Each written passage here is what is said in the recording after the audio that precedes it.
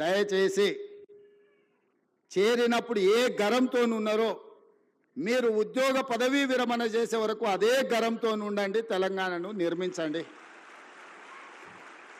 ఏ సూక్తి అయితే ఉన్నదో మొదట్లో గరం, తర్వాత నరం, మూడోసారికి వచ్చేవరకల్లా బేషరం అనే ఏదైతే ఉందో నానుడి, ఈ నానుడి నాకు మీకు మాత్రం ఎట్టి పరిస్థితుల్లో వర్తించకుండా ఉండాలి.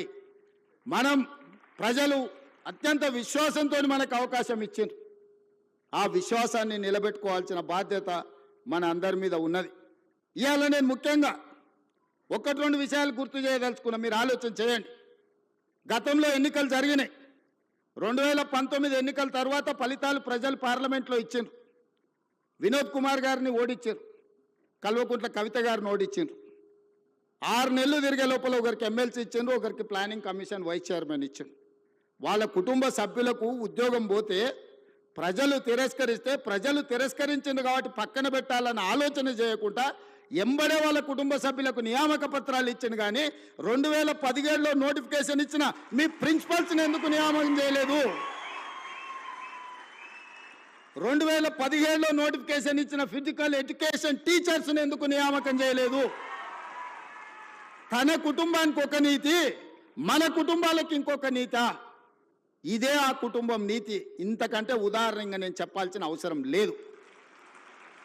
ప్రతివాడు ముసుగు తొడుక్కుంటాడు, కానీ ఓ సందర్భంలో ముసుగు తీస్తారు. లాలూ ప్రసాద్ గారు ఓ ఉపన్యాసంలో చెప్పిండు, ఊర్లో రజకుడి గాడిద మీద ఒక దుప్పటి, రాముల వారి బొమ్మ ఉన్న దుప్పటి ఉండేదంట, ఎప్పుడో మూటలు మోసే గాడిదకు.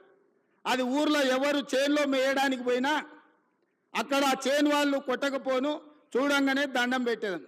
గాడిద ఏమనుకున్నదంటే నాకు ఇంత గౌరవం ఉంది, ఈ మొత్తం ఏ గడ్డి అయినా మేయొచ్చు అని ఊరి మీద పడి తింటా ఉన్నది. ఓ రోజు ముళ్ళ చెట్ల నుంచి పోతుంటే ఆ పైన వేసిన బొంత మీద ఉన్న రాముడి బొమ్మ ఉన్న బొంత ఆ చెట్టుకు తగిలి అది బయటికి పోయింది. గాడిద చేనులకు పోయి మెయ్యంగానే దుడ్డు కర్ర తీసుకొని కొడితే నడ్డి ఇరిగింది. ఎందుకు చెప్తున్నా అంటే ఆయనకు కూడా తెలంగాణ ఉద్యమం అనే ఒక ముసుగు, రక్షణ కవచం కొంతకాలం ఉన్నది. ఆ తెలంగాణ ఉద్యమం కోసం మీరు అందరు చేతులు ఎత్తి దండం పెట్టారు. అది వారి గొప్పతనం అని వారు అనుకుంటున్నారు. అది తెలంగాణ ఉద్యమం యొక్క గొప్పతనం, విద్యార్థిని నిరుద్యోగ యువకుల యొక్క త్యాగం. ఇవాళ ముసుగు తొలగింది కాబట్టి ముఖం జల్లక ఆయన ఎక్కడున్నాడో ఇక ఈ పిల్లలు రోడ్ల మీద పడి నోటుకొచ్చింది మాట్లాడుతారు. 10 ఏళ్లలో మీరు చేపట్టని నియామకాలు 10 నెలల లోపల ఈరోజు 60,000 ఉద్యోగ నియామకాలు. రేపు 9 తారీఖు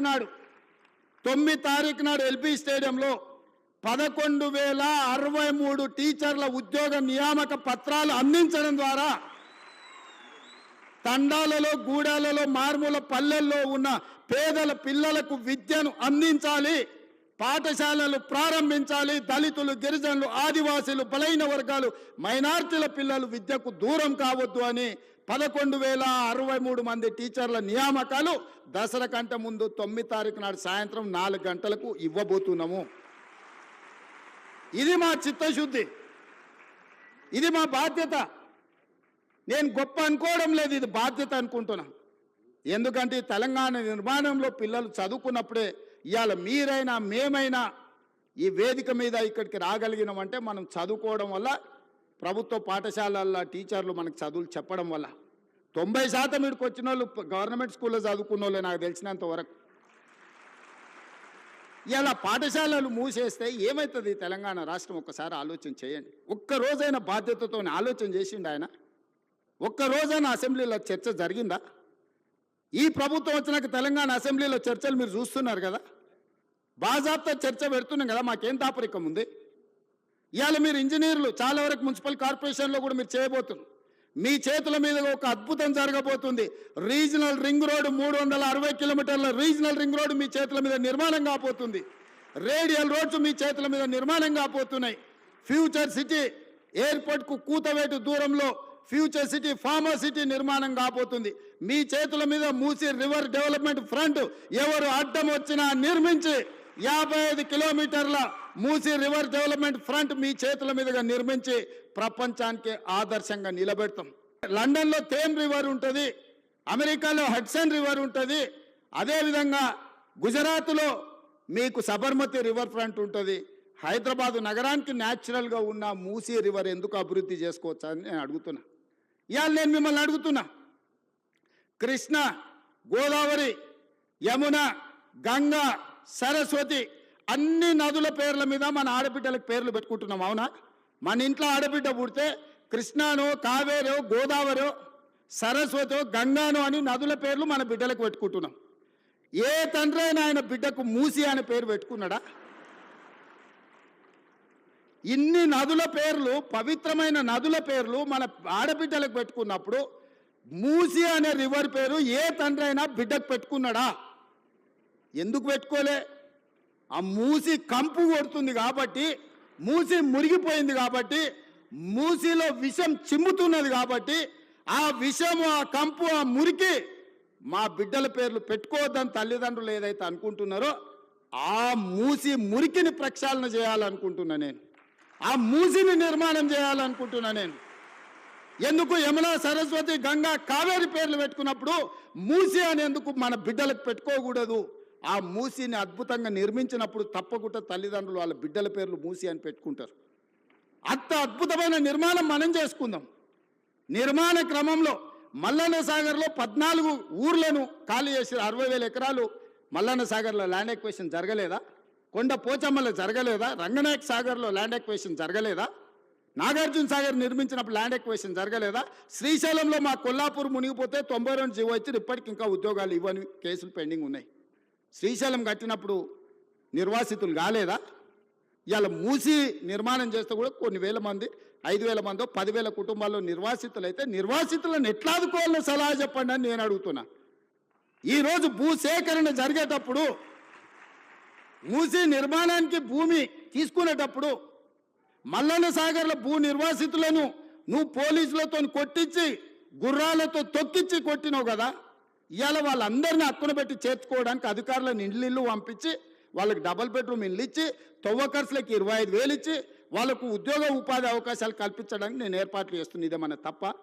వాళ్ళ పిల్లలు వాళ్ళు మూసీలో బతికిండ్రు, మురికిల్లే బతికిండ్రు, మురికిల్లే చచ్చిపోయారు. రేపు వాళ్ళ పిల్లలు కూడా ఆ మురికిల్లే పెరిగి మురికిల్లే చచ్చిపోయి మురికిల్లే ఉండాలన్న వాళ్ళు. ఆ మూసీలు ఉన్న వాళ్ళకు మంచి జీవితం ఉండొద్దా? వాళ్ళ పిల్లలు చదువుకోవద్దా? వాళ్ళు బాగుపడొద్దా? వాళ్ళందరినీ బాగు చేసే బాధ్యత ప్రభుత్వం తీసుకుందామని నేను చెప్తున్నా. మూసీలో మొత్తం 10,000 కుటుంబాలు ఉన్నాయి. 6 నెలల నుంచి ఎన్యూమరేట్ చేయించిన 33 టీంలను పెట్టి ఇల్లు పోయి ప్రతి వాళ్ళ వివరాలు సేకరించి, ప్రతి వాళ్ళ ఆధార్ కార్డు తీసుకొని, ప్రతి కుటుంబం యొక్క వివరాలు 33 టీంలు 6 నెలల నుంచి ఇల్లు పోయి తిరిగి తీసుకొచ్చినాం.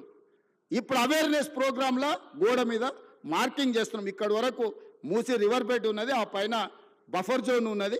ఇక్కడి వరకు వీటిని తొలగించాల్సి వస్తే మీకు నష్టపరిహారం ఇస్తామని చెప్పి మూసీలో గుడిసెలు వేసుకున్న వాళ్ళకి డబుల్ బెడ్రూమ్ ఇల్లు ఇచ్చి ఆత్మగౌరవంతో బతకడానికి తరలిస్తున్నాం. బఫర్ జోన్లో ఉన్న వాళ్ళని ఏ విధంగా ఆదుకోవాలనో ఆలోచన చేస్తున్నాం. ఇవాళ మీరందరూ సలహా ఇవ్వండి, వాళ్ళకి నష్టపరిహారం ఎట్లిద్దామో చెప్పండి. 1,00,000 కోట్లు కాళేశ్వరంలో కాలబెట్టినావు కదా, నువ్వు కట్టిన కాళేశ్వరం కూలి సచ్చింది కదా, 1,00,000 కోట్లు ఆడ పోసినావు. 5-10 వేల కోట్లు మూసీలో ఉన్న పేదోళ్లకు మంచి ఇండ్లు కట్టించి, మంచి పాఠశాలలు కట్టించి, ఆ పిల్లలకు మంచి ప్లే గ్రౌండ్ ఇచ్చి, మంచి విద్యను నేర్పిస్తే వాళ్ళు భవిష్యత్తుకి పునాదులు అవుతారు. వాళ్ళ బాగు కోసం కష్టపడదాం. ఆ పనిలో మీ ఇక్కడున్న ఇంజనీర్లు భాగస్వాములు కాండి అని చెప్పి నేను మిమ్మల్ని అడుగుతున్నా.